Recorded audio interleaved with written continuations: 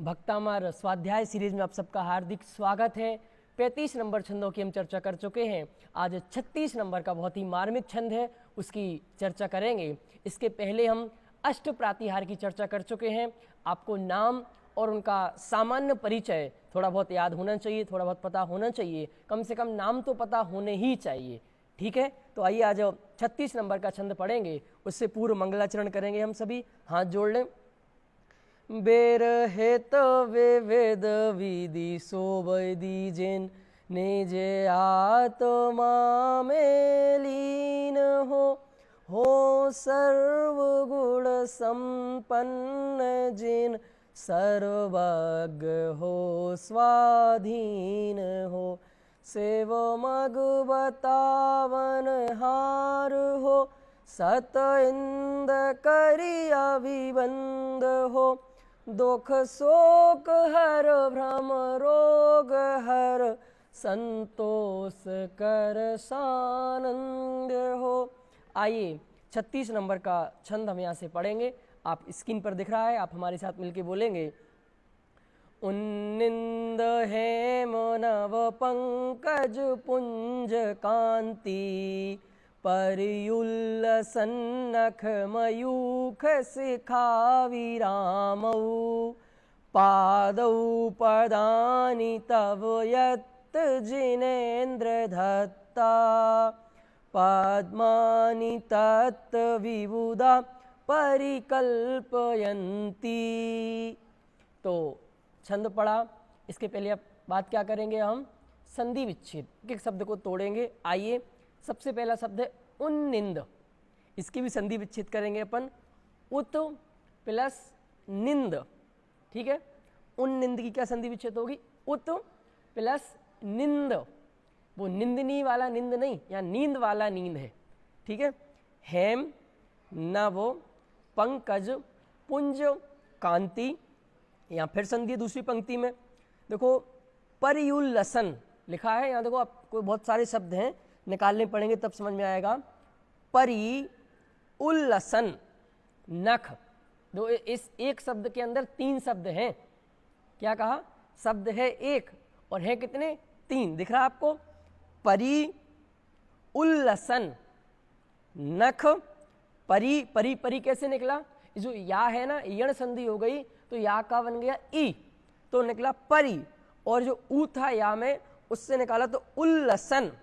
और जो डबल ना थे तो एक ना तो ले लिया अपन ने यहाँ, तो उल्लसन निकल गया। एक ना लिया तो नख निकल गया। तो परि उल्लसन नख मयूख शिखा अभिरामऊ, यहाँ भी संधि विच्छेद है।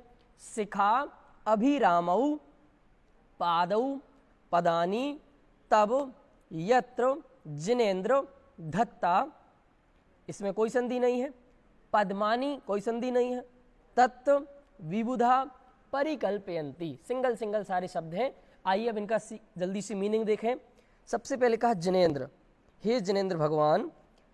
तब पादौ, कहाँ लिखा तब पादौ? बताइए जल्दी से। मिला आपको तब पादौ? कहाँ लिखा? तीसरी लाइन में लिखा है पादौ पदानी तब। तो तब, तब मतलब आपके, तब मतलब आपके। पादौ, पादौ मतलब क्या होता है? पादौ मतलब होता है पैर, कुछ और मत समझना आप। पादौ मतलब, और द्वितीय भक्ति का प्रयोग किया। क्यों? अगर आप थोड़े बहुत कोई संस्कृत जानते हो तो रामा रामौ, बालका बालकौ, तो एक बालक हो तो बालकः, और 2 बालक हो तो बालकौ, और बहुत सारे हो तो बालकः। पढ़ा होगा ना, इतना तो पढ़ा होगा आप सबने पहले, कभी बचपन में तो पढ़ा होगा, तो याद आ गए होंगे। तो बालकौ, तो पादौ। क्यों ये औ क्यों लग गया? द्वितीय भक्ति का प्रयोग क्यों, द्विवचन का प्रयोग क्यों कर दिया? क्योंकि पैर 2 होते हैं, एक नहीं होता है, इसलिए पादौ शब्द का। तो हे भगवान, आपके दोनों पैर, अगर पादा कर देते तो फिर एक पैर चलता है क्या? तो पादौ, हे भगवान आपके दोनों पग। चरण युगल उन्निंद, उन्निंद मतलब क्या होता है? देखो उत प्लस नींद, निंद मतलब होता है नींद, निद्रा। तो नींद से उत मतलब उठे हुए। क्या? नींद से सो रहा हो कोई और नींद से कोई उठा हुआ तो उसको क्या बोलते हैं? उन्निंद। नींद से उठे हुए। तो नींद से उठे हो, जब आप नींद से उठे होते तो कैसे होते हैं आप? खिले हुए होते हैं। सो रहे हो तो बिल्कुल आप मृत जैसे हो जाते हैं, ध्यान ही नहीं क्या चल रहा है दुनिया में, क्या हो रहा है, कोई मतलब नहीं। और जब उठते हैं वापस तो उठे कैसे? खिले हुए, आपके चेहरे पर रौनक रहती है, तेज रहता है। तो उसी तरह कह रहे उन्निंद। उन्निंद मतलब नींद से उठे हुए। और अच्छी भाषा में क्या कहेंगे? खिले हुए। शब्द से मीनिंग करना हो तो निद्र मतलब, नींद मतलब होता है नींद, और उत मतलब उठे हुए। तो नींद से उठे हुए, निद्रा से उठे हुए मतलब खिले हुए। हेम, हेम क्या होता है? हेम मतलब होता है सोना। क्या? हेम मतलब सोना।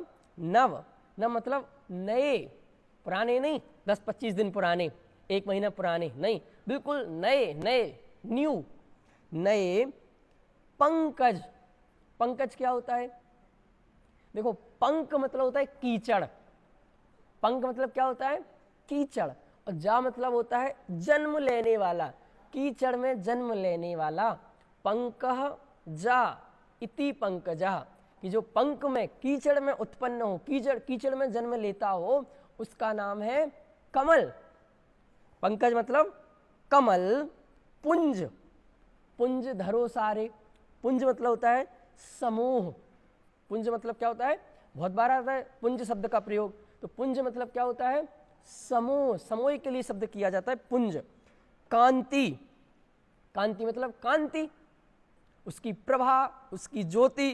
तो क्या कह रहे हैं? हे भगवान, देखो यहाँ भगवान के जो चरण युगल है ना, उनकी महिमा बताई जा रही है। हे भगवान, देखो क्यों बताई जा रही है, उनके चरण कैसे हैं, उनका, हमें उनके पथ पर चलना है। क्या? हम भगवान के चरणों की बात क्यों कर रहे हैं? क्योंकि हमें भगवान के पथ पर चलना है। आपको चलना है क्या? एक दिन पहले वाक्य कहा था ना, कुछ दिन पहले कहा था, हम धर्म को तो मानते हैं, धर्म की नहीं मानते हैं। हमें भगवान तो अच्छे लगते हैं, पर भगवान का रास्ता अच्छा नहीं लगता है। कि जिस रास्ते पर देखो, एक बहुत अच्छा व्यंग आता है, मैंने कहीं सुना है, मैं आपको भी सुना देता हूँ, कि लोगों से कहा, अगर अपने देश को अच्छा बनाना है तो महात्मा गांधी के रास्ते पर चलो। क्या? देश को अच्छा बनाना है तो महात्मा गांधी के रास्ते पर चलो। तो लोगों ने कहा, भाई महात्मा गांधी के रास्ते पर तो चलना बहुत कठिन है, तो इसीलिए गांधी जी को रास्ते रास्ते पर उनके स्टैचू बना दिए। क्या? गांधी जी के रास्ते पर चलना कठिन था, तो उस रास्ते का नाम ही गांधी रख दिया, महात्मा गांधी मार्ग। उस रास्ते पर गांधी जी का स्टैचू लगा दिया। क्यों? कि भाई उनके रास्ते पर चलना कठिन था, तो हमने अब इस जो हमारा सामने रास्ता है ना, हमने इसका नाम ही रख दिया गांधी मार्ग, गांधी मार्ग, गांधी मार्ग। अब कोई भी शहर में चले जाना, आपको 2-3 गांधी मार्ग मिल जाएंगे, गांधी जी की स्टैचू मिल जाएगा और गांधी जी के मार्ग मिल जाएंगे। तो हम चल रहे हैं गांधी जी के मार्ग पर, चल रहे क्या? एक गांधी जी के ऐसे मार्ग बना लेने से गांधी जी के मार्ग पर नहीं चल रहे आप। जब आप उनकी सच्ची आज्ञा को, उनके सिद्धांतों को मानेंगे तो उनके आज्ञा पर चल रहे। उसी तरह हमने भी क्या किया? हमने भी रास्ते बना दिए, भगवान के मंदिर बना दिए, कि भगवान के रास्ते पर चलना तो कठिन था, तो भगवान को मंदिर में लाके सेट कर दिया, मंदिर में बैठा दिया, उनके नाम के रास्ते बना दिए। तो ऐसे नहीं, उनने जो बातें बताई, उनके जो प्रिंसिपल हैं, उनको अप्लाई करेंगे तो काम होगा। तो अपन तो बात क्या कर रहे थे कि आपके दोनों पग कैसे हैं? देखो, बहुत महिमा है। खिले हुए, उन्निंद मतलब खिले हुए, हेम नव मतलब नूतन, नए, स्वर्ण वर्ण के, कमल के समूह के समान कांतिमान है। कुछ समझ में आया? क्या कह रहे? खिले हुए, नए, स्वर्ण के समान, स्वर्ण वर्ण के, स्वर्ण के समान नहीं, स्वर्ण वर्ण, स्वर्ण कलर के, सोने के जैसे कलर के, कमल समूह, कमल के समूह के समान जो कांतिमान है, जो प्रभाव वाले हैं, जो ऐसी रोशनी देने वाले हैं। तथा एक विशेषता समझ में आई कि कमल, नॉर्मल सा समझो, कमल के समान है, कमल के समूह के समान हे भगवान आपके चरण है। देखो, जब आप देखेंगे भगवान के दोनों पैरों को, चरणों को, तो आपको ऐसे ही लगेगा कि कमल के समान है। और वो कमल कैसा है? देखो, याद करने की ट्रिक बता देता हूँ, पीछे से आओ, कि हे भगवान आपके दोनों चरण कैसे हैं? कमल के जैसे हैं, कमल के समूह के समान हैं। अब कमल कैसा है, कौन से रंग का है? स्वर्ण रंग का है। और दूसरा पुराना, बहुत पुराने कमल की बात चल रही नहीं, न्यू कमल की। पुराना तो मुरझा जाता है, बेकार, उसकी बात नहीं, न्यू, नए कमल की। और खिला, रात का सोता कमल नहीं, सुबह जो खिला हुआ। तो ऐसे याद करेंगे तो आपको याद हो जाएंगे। ऐसे कमल की समूह की कांति के समान हे भगवान आपके चरण हैं। और कैसे हैं? परि उल्लसन, परि मतलब होता है सब ओर, चारों ओर। परि मतलब क्या होता है? चारों ओर, सब ओर से फैलने वाली। उल्लसन, उल्लसन मतलब फैलने वाली। परि उल्लसन, सब ओर से फैलने वाली। नख, नख मतलब नाखून। क्या भगवान के जो नाखून होते हैं ना, हमारे तुम्हारे जैसे बढ़ते नहीं, उनके नाखून एक जैसे रहते नहीं। तो आपको क्वेश्चन होगा, उनको नेल कटर देने कौन जाता होगा, भगवान के कट कैसे करते होंगे? तो उनके बढ़ते ही नहीं। नाई उनके बाल काटने कौन जाता होगा? तो कोई, किसी की जरूरत नहीं पड़ती उन्हें, उनके बढ़ते ही नहीं। तो परि उल्लसन मतलब सब ओर से फैलने वाली। नख, नख मतलब, नख मतलब क्या? नाखून, नाखून। मयूख, मयूख मतलब किरण, ये शब्द आया है पिछले। शिखा अभिरामऊ, शिखा मतलब होता है उसकी प्रभा से मनोहर है। क्या? सब ओर से फैलने वाली नाखूनों की किरणों की प्रभा से वे चरण कमल और मनोहर हैं। देखो, पहले तो चरण कमल मनोहर थे ही, अब चरण कमलों में और क्या हो रहा है कि जो नाखून है ना भगवान के, उन नाखूनों से और किरणें निकल रही हैं, उससे प्रभा निकल रही है, और वो प्रभा चारों ओर फैल रही है, तो और अच्छे लगते हैं। जैसे फॉर एग्जाम्पल, आपने कोई हार पहन रखा हो, तो एक नॉर्मल हार उतना सुशोभित नहीं होता। अब हार के अंदर वो एक मोती लगे हों चारों ओर, क्या मोती लगे हों, तो उस मोती से उस हार की शोभा बढ़ जाती है। जैसे मैं कुर्ते पहने हूँ, तो इतना बड़ा कुर्ता किसी को नहीं दिखा, मैं बटन अभी डायमंड के बटन लगा लूँ यहाँ पर 3, तो क्या वो पूरा कुर्ता उन डायमंड से महकेगा, उन डायमंड से सुशोभित होगा। तो उसी तरह हे भगवान, आपके पैरों की जो, मैं अब हाथ दिखा रहा हूँ, मैं पैर दिखा नहीं सकता हूँ, आप समझना, उल्टा नहीं समझना, मैं हाथ के दिखा रहा हूँ, आप पैर के समझना, क्यों पैर दिखा नहीं सकता हूँ। तो जो नाखून है उनके पैरों के, वो कैसे हैं? वो सब और कांति फैलाने वाले हैं और किरणों से बहुत मनोहर है। अभिराम मतलब लोगों के मन को मोहने वाले हैं, बहुत सुंदर लग रहे हैं। ऐसे आपके पैर, ऐसे आपके चरण युगल। दो विशेषताएं समझ में आ गई। एक तो कमल के समूह के समान है, और कमल कैसा है? स्वर्ण रंग का है, नया है, खिले हुए कमल के समान आपके पैर हैं।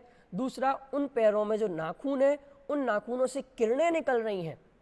क्या? किरणें निकल रही हैं, तो और ज्यादा सुशोभित हो रहे हैं।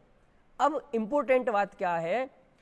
यत् पदानि धत्ता तब पादौ यत्र पदानि धत्ता। यत्र मतलब होता है जहां जहां। यत्र कहां लिखा?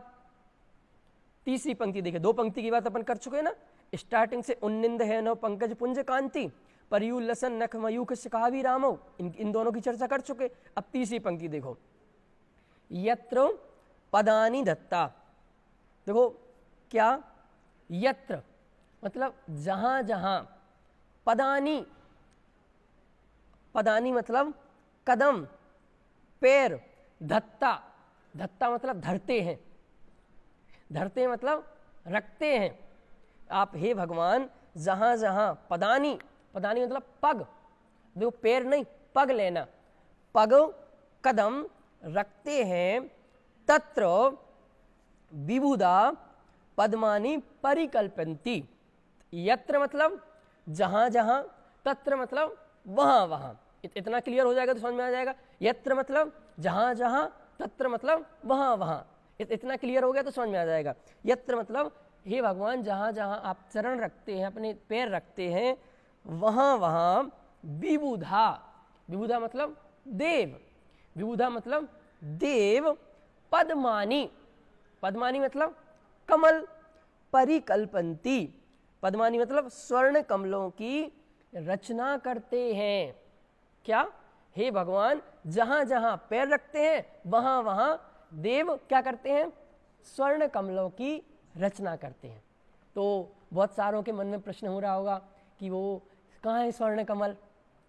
हमने तो सुना है कि वो तो हमारे गांव से निकले थे, यहाँ उनका समोसरण आया था, चंपापुर में आया था, पाभापुर में आया था, गिरनार जी में, यहाँ वहाँ समेत सकर, तो हम वहाँ चले जाते हैं, रखे होंगे वो कमल, स्वर्ण कमल हम उठा लाएंगे। तो भाई साहब आपके ऐसे जमीन पर नहीं चलते थे भगवान, ऐसे जमीन पर विहार नहीं होता। 5000 धनुष ऊपर, जमीन से 5000 धनुष ऊपर भगवान का विहार होता है। कितनी ऊंचाई?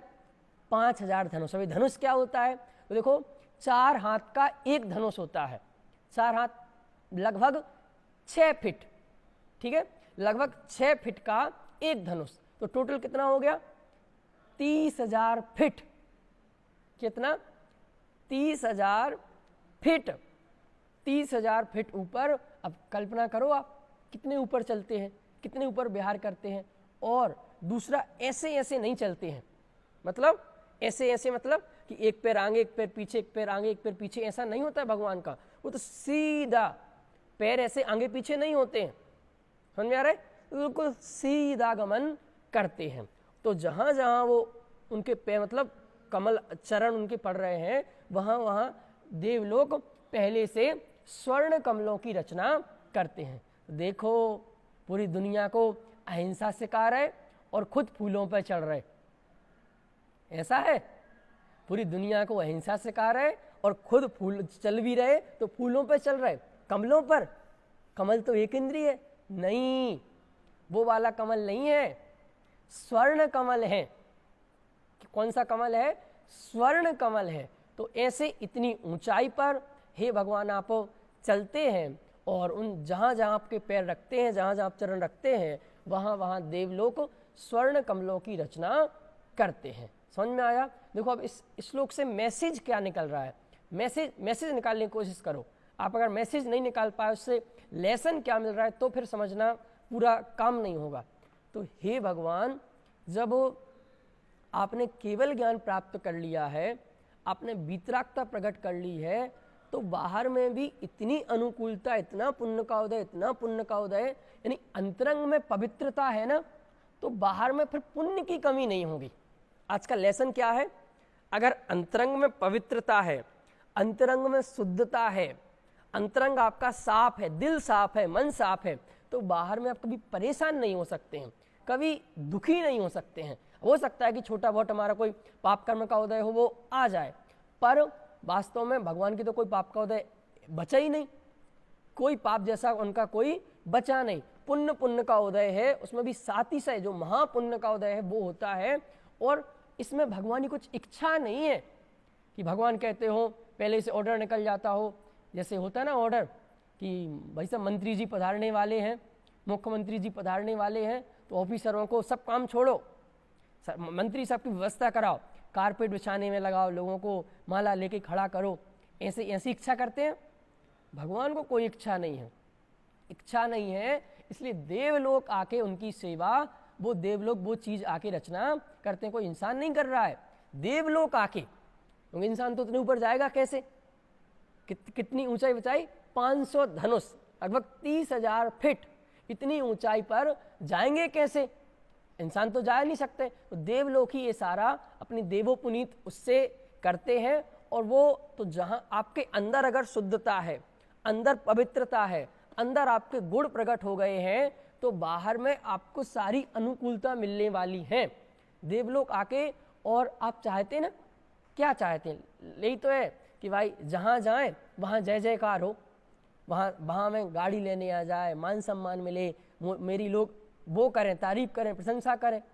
तो अगर आप अन्याय नीति के मार्ग पर चल रहे हैं, अन्याय नीति अवक्ष का आप मार्ग अपना रहे हैं, तो लाइफ में कभी ऐसा होने वाला नहीं है। थोड़ा बहुत हो जाएगा, बट इस पर्याय के बाद वापस आप ज्यों के त्यों चले जाएंगे। क्लियर? तो कि हे भगवान, आपके जहाँ जहाँ चरण पड़ते हैं, वहाँ वहाँ देवगढ़ कमलों की रचना करते हैं, मतलब एक अच्छी चीज़ की रचना की जाती है। तो आप भी अगर सही रास्ते पर चलेंगे, सही मार्ग पर चलेंगे, आप अपने पग सही दिशा में बढ़ाएंगे।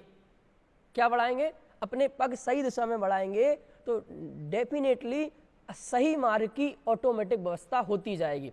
अगर आपका इंटेंशन ठीक है, आपकी मान्यता ठीक है, आपका ज्ञान ठीक है, आपका श्रद्धान ठीक है, आपका आचरण ठीक है, फिर आप कहीं भी कदम रखिए। आज हम अपने मुनिराजों को देखते हैं ना, हमारे मुनिराजों का जीवन कितना उत्कृष्ट जीवन है, तो आज वो कहीं भी जाते हैं वहाँ उनकी सारी व्यवस्था हो जाती है, होती कि नहीं होती? उन्हें व्यवस्था सोचनी नहीं पड़ती, व्यवस्था करनी नहीं पड़ती। और जो सोचें वो मुनिराज नहीं, जो अपनी व्यवस्था के बारे में सोचें भाई इतने लोगों को पड़गान के लिए आना चाहिए, ये व्यवस्था होनी चाहिए, तो वो सच्चे मुनिराज नहीं। और जिन्हें कोई इच्छा नहीं, निर्वांछक भाव से सहज गमन करते हैं, आते हैं हजारों लोग, तो उन्हें उसकी कोई महिमा भी नहीं है। भगवान को भी क्या है, कोई इच्छा नहीं है, भगवान कुल नहीं, ए मजे आ गए, तो इतने सारे कमल, ऐसे कोई वो नहीं, उन्हें कोई उस चीज में आनंद ही नहीं है, कोई रस ही नहीं है। ये तो पुण्य का उदय है जो प्रकट हो रहा है, देव लोगों को भक्ति के परिणाम है, वो करते हैं। तो सहज भक्ति का परिणाम है, देवों के भक्ति का परिणाम है, भक्तों के सहज भक्ति का परिणाम है, और उनके सहज पुण्य का उदय है। पर ये पुण्य का उदय क्यों आया?